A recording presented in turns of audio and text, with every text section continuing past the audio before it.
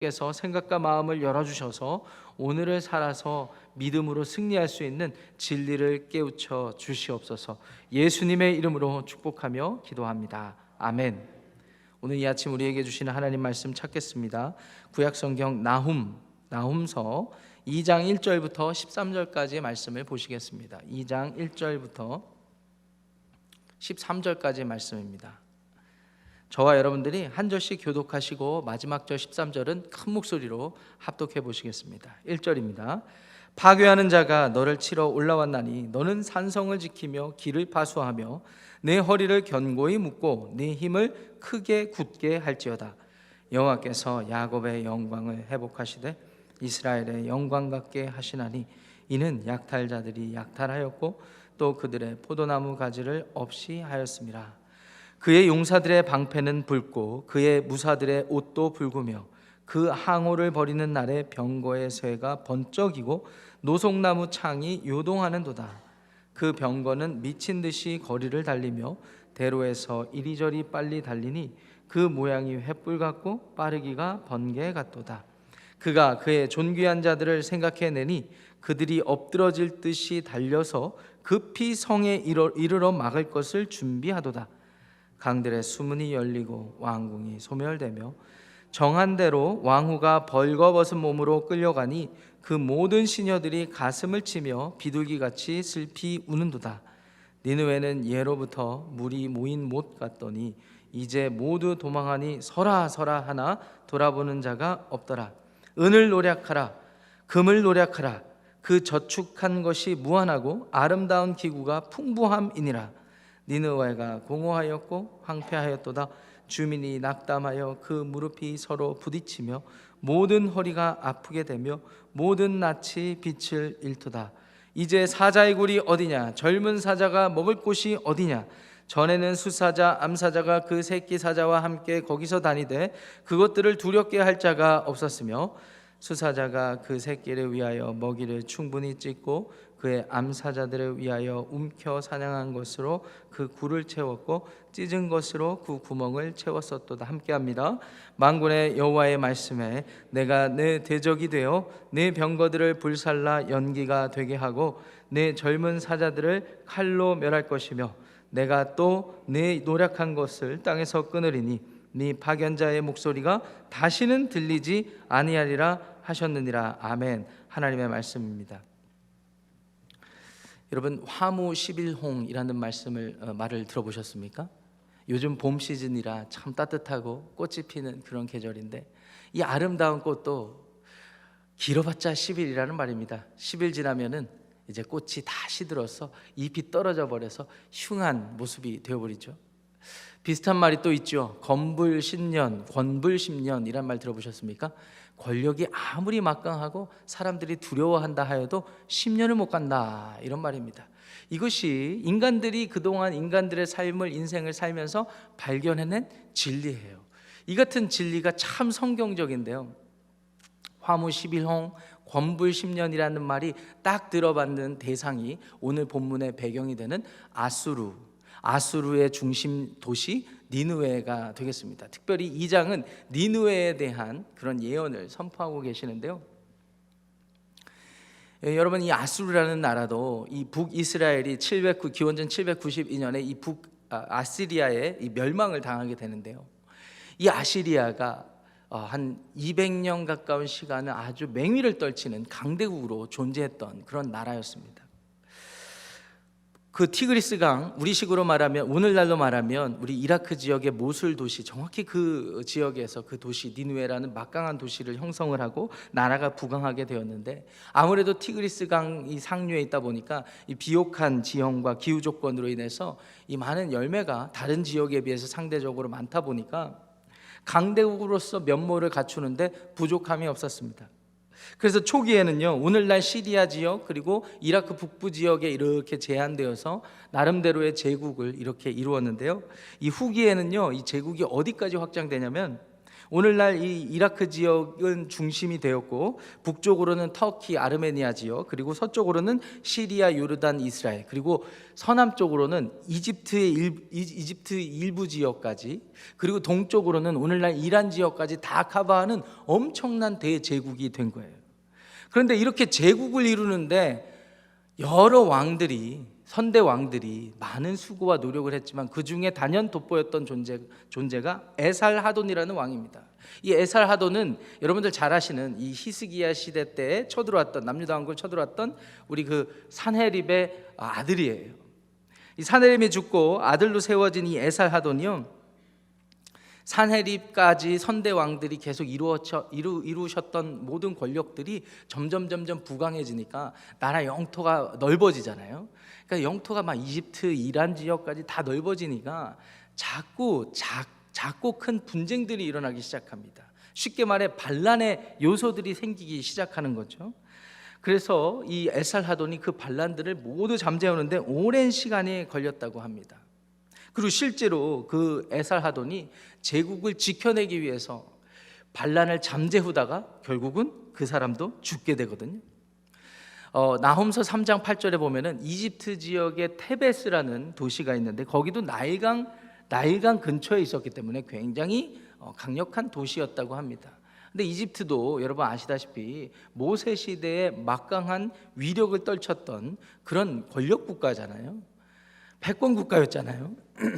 근데 이제 아수르가 패권을 잡은 다음에는 이 이집트가 찍소리 못하다가 점점점 기회만 생기면 자신들의 힘을 키워서 반란을 도모했던 거예요. 그런 여러 가지 반란을 잠재우다가 이 에살하돈이 나라의 권력을 유지하고 또 나라의 모든 반란을 잠재우다가 그렇게 죽고 말아버렸습니다. 이런 일들이 인간의 역사를 보면 꾸준히 일어나게 되죠. 그 권력이 뭐라고, 그 패권이 뭐라고, 인간들이 이루어낸 명예와 권력과 부귀와 영화가 뭐라고, 그것을 지키고 유지하고 빼앗기 위해서 그렇게 수고하고 노력하고 그러다가 죽는지 모르겠습니다.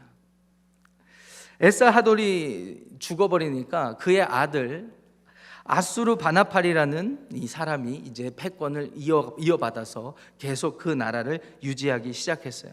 근데 에살하돈이 생전에 자신의 아들 아수르 바나팔에게는 큰 권력을 주기도 했지만 에살하돈 자신이 권력을 유지하기 위해서 수고하고 노력하다가 죽어보니까, 이렇게 살아보니까 쉽지 않다라는 것을 알고 또 다른 아들인 사마스 숨 우킨이라는, 이 이름이 참 말하기도 어렵고 외우기도 힘듭니다. 그런 아들이 있었다는 것만 좀 알아주시기 바랍니다. 사마스 숨 우킨이라는 왕한테는, 이 아들한테는 이 바벨론 지역, 지금의 이라크 남부 지역 거기를 다스릴 수 있도록 그렇게 권력을 부여해 주었습니다.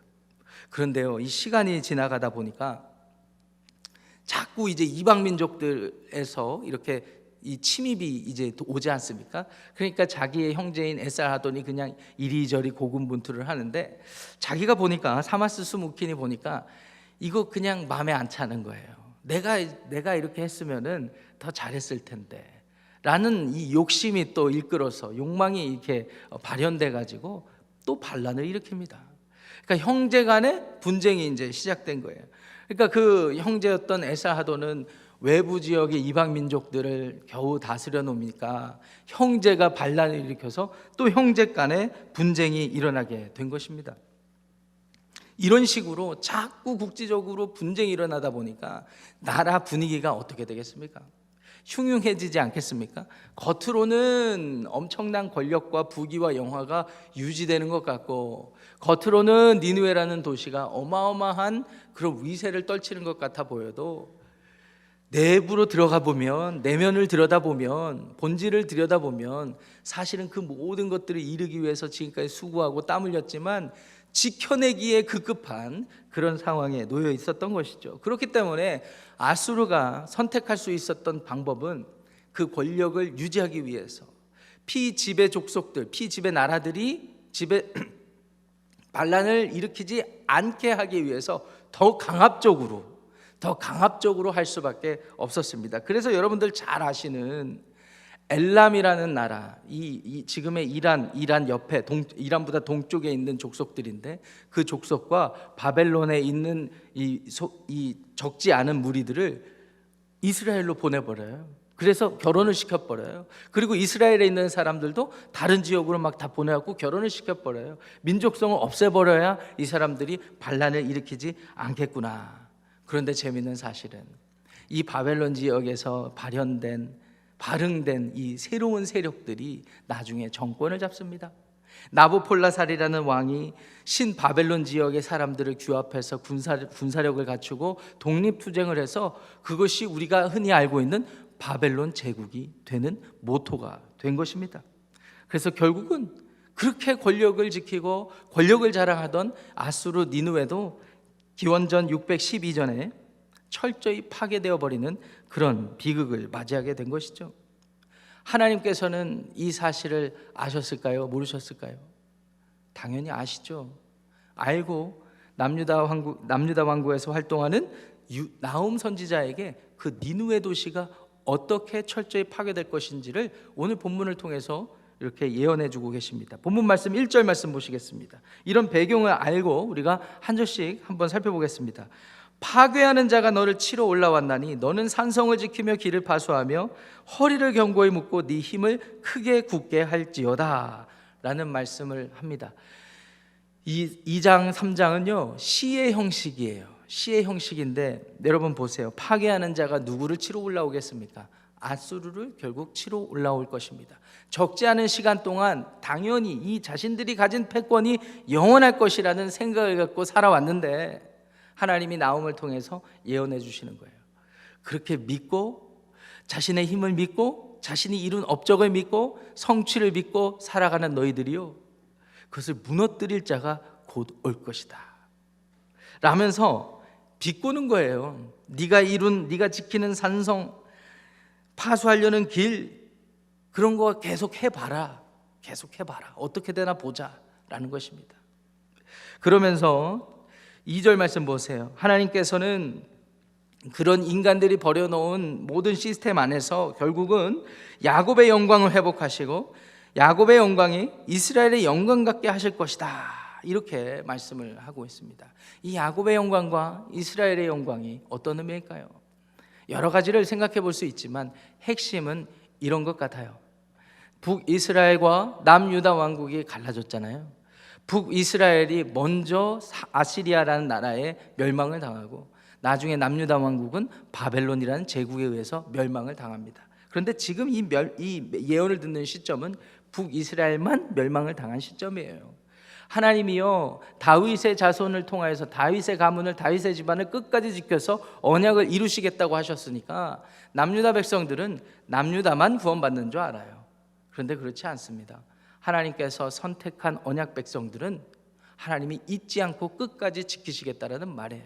그렇기 때문에 야곱의 영광과 이스라엘의 영광은 이와 같습니다. 북이스라엘이 지금은 멸망을 했지만 나중에 남유다의 영광과 같이 될 것이다 라는 것입니다. 그날이 언제예요? 아수르가 멸망하는 날. 아수르에게 멸망했잖아요, 북이스라엘이. 이 3절 말씀 보십시오. 그의 용사들의 방패는 붉고 무사들의 옷도 붉고 항오를 벌이는 날에 병거의 새가 번쩍이고 창이 요동하고 4절에 병거가 미친 듯이 거리를 달리고 빨리 달리고 모양이 횃불 같고 3, 4절 보니까 정확하게 묘사를 해주고 있는데 그날의 이 참혹한 모습을 묘사를 해주고 있는 거예요. 아수르를 멸망시키는 용사들의 모습을 붉다고 이렇게 묘사를 해줬습니다. 역사적인 기록을 보니까 이 신바벨론 제국의 이 용사들의 모습을 묘사했다라고 합니다. 그러니까 하나님께서 정확하게 예언해 주신 것과 마찬가지죠. 그동안에는 자신들의 군사력이 최강이라고 믿고 살았는데 이제 신바벨론 제국에 완전히 망하게 된 거예요.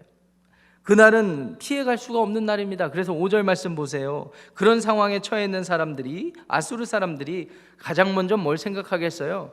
그의 존귀한 자들을 생각한다 되어 있습니다. 가족들, 나라 국민들 지키려고 해야죠. 전에는 다른 민족들한테 가서 빼앗으려고 그것에 혈안이 돼갖고 정복전쟁만 일삼았던 민족들인데 이제는 자신들의 소중한 걸 지켜야 되는 거예요. 존귀한 자들을 생각해서 어떻게 합니까? 엎드러질 듯이 그 위대한 아수르 제국 사람들이, 군인들이 엎드러질 듯이 가가지고 미끄러지듯이 가갖고 막는데 급급한 거예요. 저도 오늘 아침에 새벽 예배 나오는데 저희 타운홈 사는데 옆에 동에 불이 났어요. 이거 어떻게 해야 되나?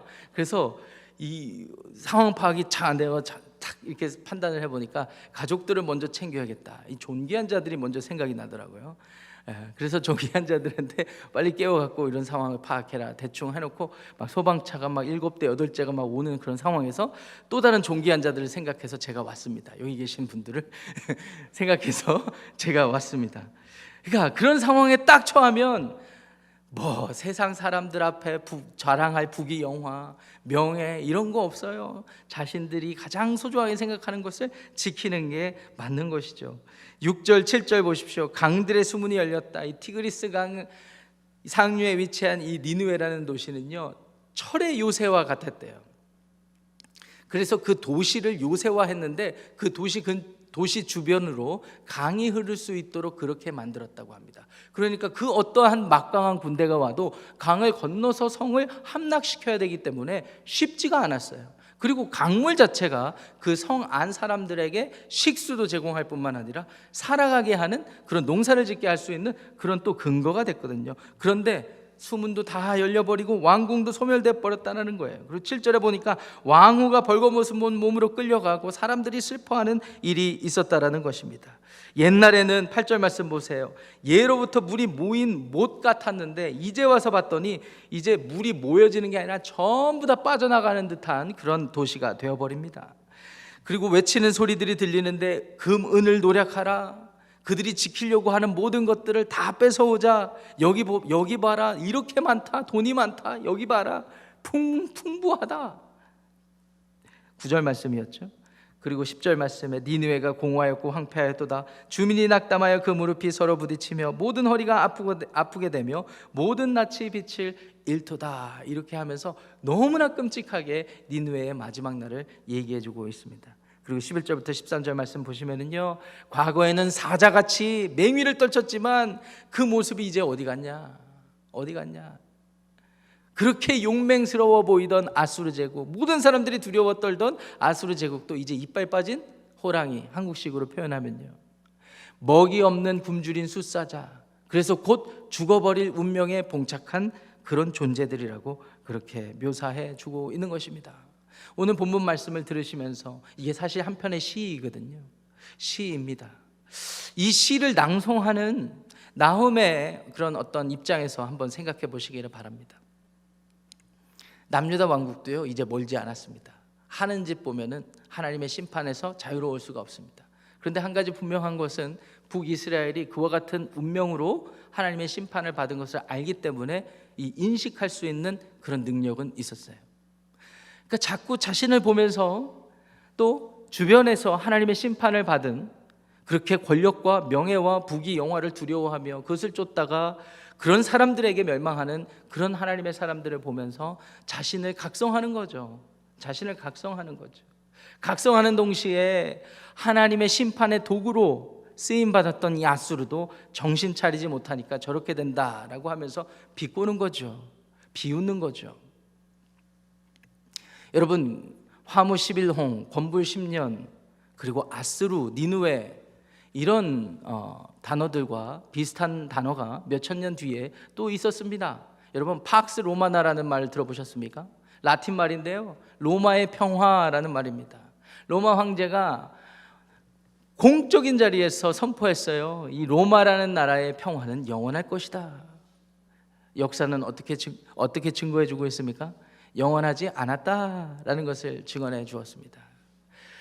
그들이 가진 군사력, 그들이 가진 부귀와 영화가 영원할 거라고 사람들은 착각하고 살아갑니다. 그래서 팍스 로마나를 외치는 것이죠. 우리들의 삶도 마찬가지라고 생각합니다. 우리가 현실의 삶에서 물질의 세계에 이렇게 갇혀 지금 살고 있지만 우리도 모르게 어느새 이 모든 물질 세계가 우리 삶의 모든 것이라고 착각하며 살 수가 있죠. 그래서 조금만 윤택해지고 풍부해지고 살만 하면은 팍스 마이 라이프, 내 삶이 평안할 거야. 안이하게 그렇게 생각하고 내가 가진 재물, 내가 가진 어떤 여러 가지 성취, 업적들이 계속 나를 지켜주기를 기대하죠. 그렇게 팍스 로마나를 외치는 그 시대에 예수님께서 오시지 않았습니까? 예수님께서는 자신의 모든 권세를 다 내려놓고 팍스 로마나를 외치기 위해서, 정의를 실현하기 위해서 십자가를 만들고 십자가에서 많은 불의한 사람들을 죽이는 그 자리에 예수님께서 메어 달리시지 않았습니까? 그 예수님께서 팍스 로마나를 외치는 그 제국의 자리에서 홀로 십자가에 매달리시고 모든 사람들, 그 모든 사람들에는 이렇게 어리석은 니느웨 사람들도 다 포함되는 거예요. 그 모든 사람들의 죄를 다 짊어지고 죽으신 거예요. 이제 남은 건 무엇입니까? 이 같은 진리를 깨닫고 나를 위해서, 우리를 위해서, 우리 어리석은 생각을 하면서 이 세상을 덧없이 허무하게 공허하게 사는 사람들을 위해서 죽어주시고 영생 복음을 열어주셨다, 영생 천국을 열어주셨다, 하나님 나라를 열어주셨다라는 사실을 받아들이는 사람이 인생을 공허하게 사는 것이 아니라, 허무하게 사는 것이 아니라 영원한 하나님 나라의 복을 누리게 되는 줄 믿으시기 바랍니다.